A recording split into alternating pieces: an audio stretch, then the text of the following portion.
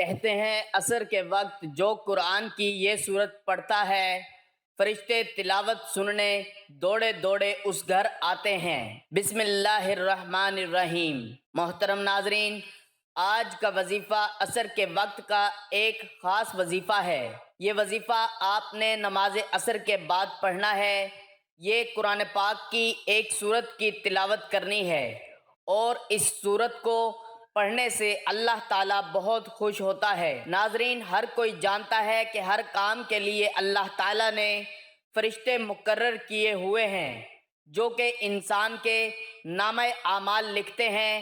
ہر فرشتے کا اپنا اپنا کام ہے جو اللہ تعالیٰ نے اس کے ذمہ لگایا ہے۔ اس مال پر نگہبان فرشتوں کی اور جماعتیں جو باری باری پے در پہ آتے جاتے رہتے ہیں، رات کے الگ دن کے الگ، اور جیسا کہ دو فرشتے انسان کے دائیں بائیں اعمال لکھنے پر مقرر ہیں، دائیں والا نیکیاں لکھتا ہے، بائیں والا بدیاں لکھتا ہے، اسی طرح دو فرشتے اس انسان کے آگے پیچھے ہیں جو اس کی حفاظت و حراست کرتے رہتے ہیں۔ ہر انسان ہر وقت چار فرشتوں میں رہتا ہے، دو کاتب اعمال دائیں بائیں، دو نگہبانی کرنے والے یعنی آگے پیچھے، پھر رات کے الگ دن کے الگ۔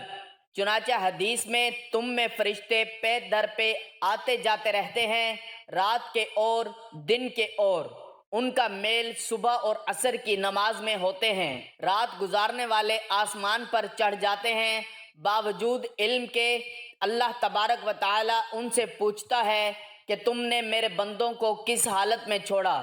تو وہ جواب دیتے ہیں کہ ہم گئے تو انہیں نماز میں پایا اور آئے تو نماز میں چھوڑ آئے۔ جس طرح اللہ تعالیٰ پر ایمان لانا ضروری ہے، اسی طرح فرشتوں پر بھی ایمان لانا ضروری ہے۔ قرآن کریم میں 88 مرتبہ فرشتوں کا ذکر آیا ہے۔ انس و جن کی طرح فرشتے بھی اللہ تعالیٰ کی مخلوق ہیں، جیسا کہ اللہ تعالیٰ ارشاد فرماتا ہے، یہ لوگ کہتے ہیں کہ خدائے رحمان فرشتوں کی شکل میں اولاد رکھتا ہے۔ سبحان اللہ، بلکہ فرشتے تو اللہ کے بندے ہیں جنہیں عزت بخشی گئی ہے۔ وہ اس سے آگے بڑھ کر کوئی بات نہیں کرتے اور وہ اسی کے حکم پر عمل کرتے ہیں۔ قرآن و حدیث میں یہ بات بار بار ذکر کی گئی ہے کہ اللہ تعالیٰ نے انسانوں کو مٹی سے، جنات کو آگ سے اور فرشتوں کو نور سے پیدا کیا ہے۔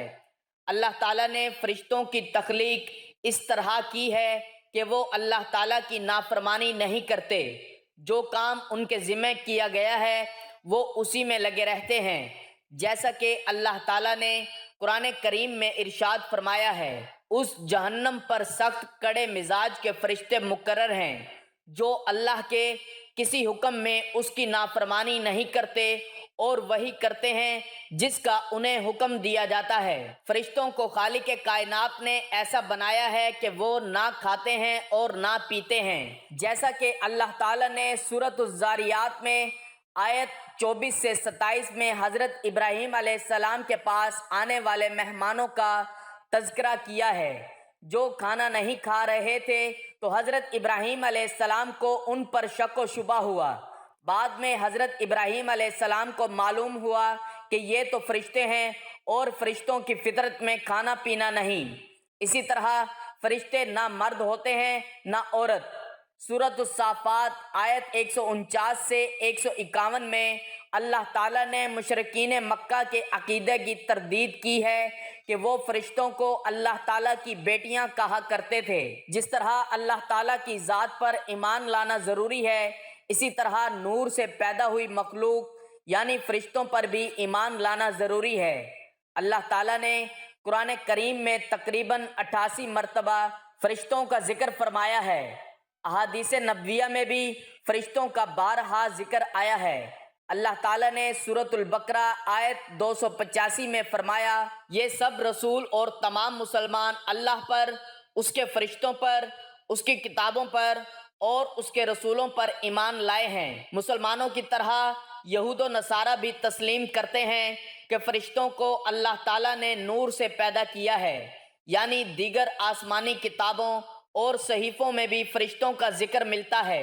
عقل کا تقاضا بھی یہی ہے کہ اللہ تعالیٰ جن کو ہم نے بنا دیکھے خالق کائنات تسلیم کیا ہے، اور انس و جن جنہیں اچھے کام کرنے اور برے کام سے روکنے کا مکلف بنایا گیا ہے، کے درمیان اللہ تعالیٰ کی ایک معصوم مخلوق موجود ہے جو اللہ تعالیٰ کے پیغام کو بندوں تک اور بندوں کے اعمال کو اللہ تعالیٰ تک پہنچانے اور جزا کے دن کے لیے پوری زندگی کے ایک ایک لمحہ کے اعمال کو ریکارڈ کرنے اور دنیا کے نظام کو چلانے میں اللہ کے حکم کے مطابق اپنی ذمہ داریاں بحسن خوبی انجام دے رہے ہیں۔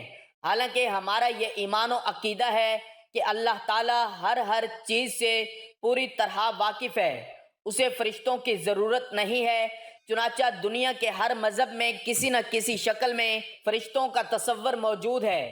صرف لا مذہب لوگ ہی فرشتوں کے وجود کے منکر ہیں، جن کے پاس سوائے اس کے کوئی دلیل نہیں ہے کہ ہم ان کو نہیں دیکھتے ہیں، لیکن یہ ان کا کہنا غلط ہے جس کے رد کی بھی ضرورت نہیں ہے، کیونکہ دنیا میں بے شمار چیزیں نہ دیکھنے کے باوجود دنیا ان کو تسلیم کرتی ہے۔ مثلا عقل دنیا میں کسی بھی شکل میں موجود نہیں ہے، لیکن ساری دنیا تسلیم کرتی ہے۔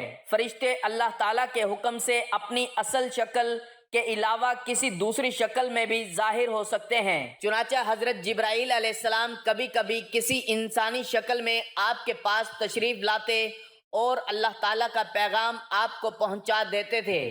ایسے مواقع پر عموماً حضرت جبرائیل علیہ السلام مشہور صحابی حضرت دحیہ کلبی رضی اللہ تعالیٰ عنہ کی صورت میں تشریف لایا کرتے تھے۔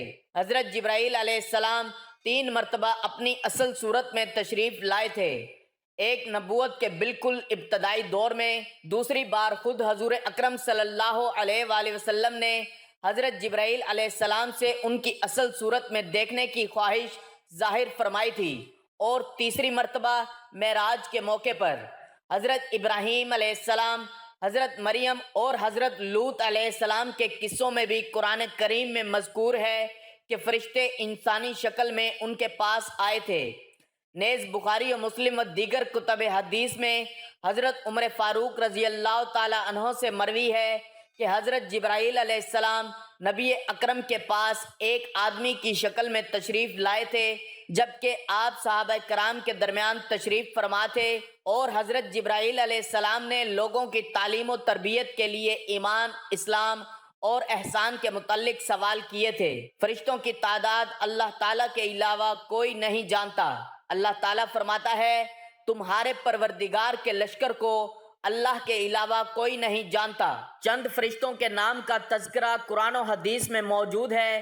قرآن کریم میں 3 جگہ پر حضرت جبرائیل علیہ السلام کا تذکرہ صراحت کے ساتھ آیا ہے۔ بعض آیات میں حضرت جبرائیل علیہ السلام کا تذکرہ ان کے نام کے بغیر وارد ہوا ہے۔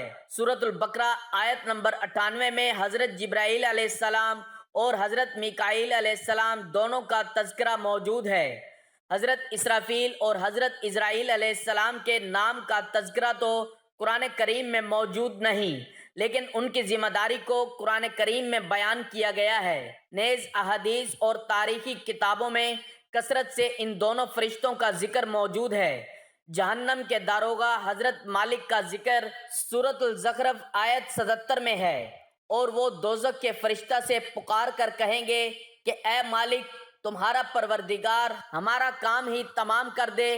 وہ کہے گا کہ تمہیں اسی حال میں رہنا ہے۔ سیدنا عثمان رضی اللہ تعالیٰ عنہ نبی کریم صلی اللہ علیہ وآلہ وسلم کے پاس آئے اور آپ صلی اللہ علیہ وآلہ وسلم سے دریافت کیا کہ فرمایا، بندے کے ساتھ کتنے کتنے فرشتے ہوتے ہیں؟ تو آپ صلی اللہ علیہ وآلہ وسلم نے فرمایا، ایک تو دائیں جانب نیکیوں کا لکھنے والا جو دائیں جانب والے پر امیر ہیں، جب تو کوئی نیکی کرتا ہے وہ ایک کے بجائے 10 لکھ لی جاتی ہیں، جب تو کوئی برائی کرے تو بائیں جانب والا دائیں والے سے اس کے لکھنے کی اجازت طلب کرتا ہے، وہ کہتا ہے ذرا ٹھہر جاؤ، شاید یہ توبہ استغفار کر لے۔ 3 مرتبہ وہ اجازت مانگتے، تب تک بھی اگر اس نے توبہ نہ کی تو یہ نیکی کا فرشتہ اس سے کہتا ہے اب لکھ لیں۔ اللہ ہمیں اس سے بچائے، یہ تو بڑا برا ساتھی ہے۔ اسے اللہ کا لحاظ نہیں، یہ اس سے بھی نہیں شرماتا۔ اللہ والو، جو بندہ عصر کے وقت قرآن کی یہ سورت پڑھتا ہے جو کہ بہت ہی پیاری سورت ہے، تو وہ سورت ہے جب یہ سورت نازل ہوئی تو اس کے ساتھ 70,000 فرشتے زمین پر اترے۔ تو اس سورت کی قدر کیجئے ناظرین۔ یہ سورت انعام ہے۔ حضرت جابر بن عبداللہ رضی اللہ تعالی عنہ سے مروی ہے کہ رسول اکرم صلی اللہ علیہ وآلہ وسلم کا ارشاد ہے کہ جو شخص سورت انعام کی ابتدائی 3 آیات کی تلاوت کرے تو اللہ تعالیٰ اس پر 40,000 فرشتے مقرر فرما دیتے ہیں جو اس کے لیے قیامت تک اپنی عبادت کے برابر ثواب لکھتے رہتے ہیں۔ اگر آپ اس سورت کی تلاوت کرنا شروع کریں گے تو آپ کے گھر 40,000 فرشتے آئیں گے اللہ کی رحمتیں برکتیں لے کر، اور یہ فرشتے قیامت تک آپ کے نامہ اعمال میں عبادت کا ثواب لکھتے رہیں گے۔ عصر کی نماز کے بعد اس سورت کی ایک بار تلاوت لازمی کریں۔ یہ سورت 7ویں 8ویں پارے کی سورت ہے۔ اگر آپ یہ سورت پوری نہیں پڑھ سکتے تو عصر کے بعد اس کی پہلی 3 آیات لازمی پڑھیں۔ وہ 3 آیات عصر یا فجر کے بعد ان کو لازمی پڑھا کریں۔ جب آپ ان کی 3 آیات کو پڑھیں گے تو آپ کے دل میں آپ کی جو حاجت ہوگی انشاءاللہ ہاتھ اٹھانے سے پہلے ہی وہ قبول ہو جائیں گی۔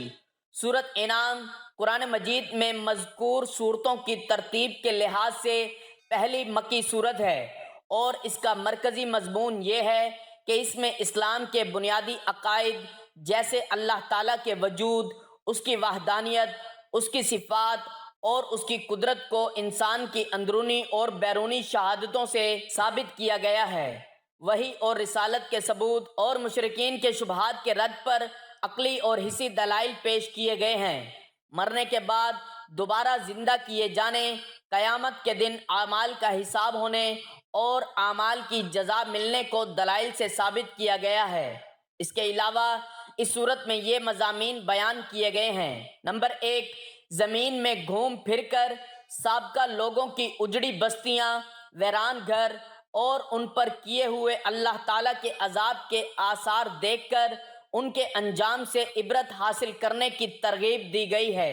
نمبر 2، جانور ذبح کرنے اور ذبح شدہ جانور کا گوشت کھانے کے احکام بیان کیے گئے اور اپنی طرف سے حلال جانوروں کو حرام قرار دینے کا رد کیا گیا۔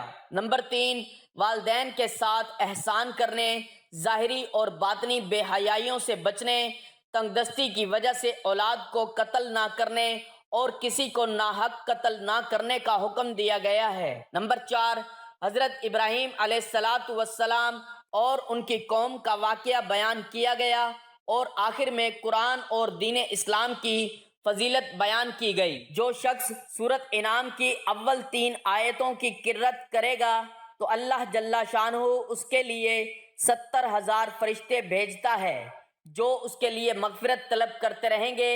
ان کے اعمال کی مثل اس کے لیے اجر ہوگا۔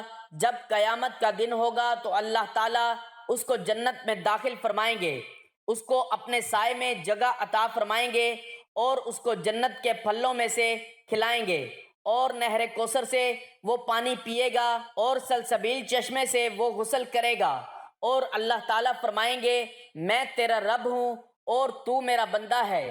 حضرت عبداللہ بن عباس رضی اللہ تعالیٰ عنہما فرماتے ہیں کہ پوری سورہ انعام ایک ہی رات میں مکہ مکرمہ میں نازل ہوئی، اور انہی سے ایک روایت یہ بھی ہے کہ سورت انعام کی 6 آیتیں مدینہ منورہ میں نازل ہوئیں اور باقی سورت ایک ہی مرتبہ مکہ مکرمہ میں نازل ہوئی۔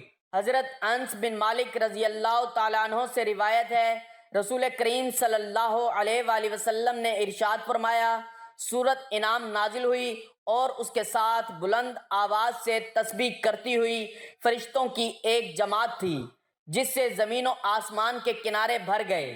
زمین ان فرشتوں کی وجہ سے ہلنے لگی، اور رسول اللہ صلی اللہ علیہ وآلہ وسلم نے 3 مرتبہ سبحان ربی العظیم کہا۔ اللہ والو، سورت انعام کی پہلی 3 آیات کو روزانہ صبح فجر یا عصر کی نماز کے بعد ان کو لازمی پڑھیں۔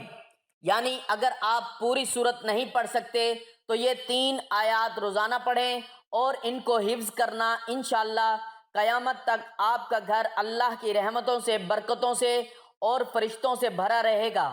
جس گھر میں فرشتے ہوتے ہیں اس گھر میں اللہ تعالیٰ کی رحمتیں آتی ہیں، برکتیں آتی ہیں اور ڈھیر سارا رزق آتا ہے، اور بن مانگے اس بندے کی حاجت پوری ہوتی ہیں۔ تو آپ بھی اس عمل کو لازمی کریں۔ اللہ والو، آپ نے نماز عصر کے بعد یہ وظیفہ کرنا ہے۔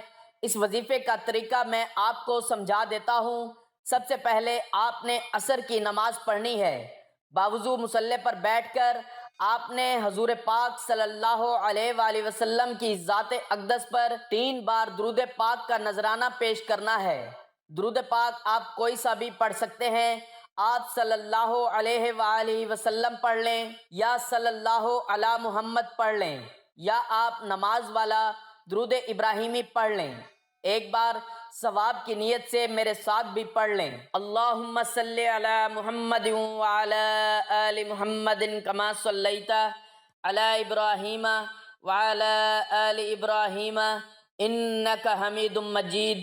اللہم بارک علی محمد وعلی آل محمد کما بارکت علی ابراہیم وعلی آل ابراہیم انک حمید مجید۔ درود پاک پڑھنے کے بعد آپ نے اپنے مقصد کی نیت کرنی ہے۔ آپ کی جو بھی حاجات ہیں، آپ جس مقصد کے لیے یہ وظیفہ پڑھ رہے ہیں، آپ نے وہ اپنے ذہن میں رکھتے ہوئے ایک بار سورۃ انعام کی تلاوت کرنی ہے۔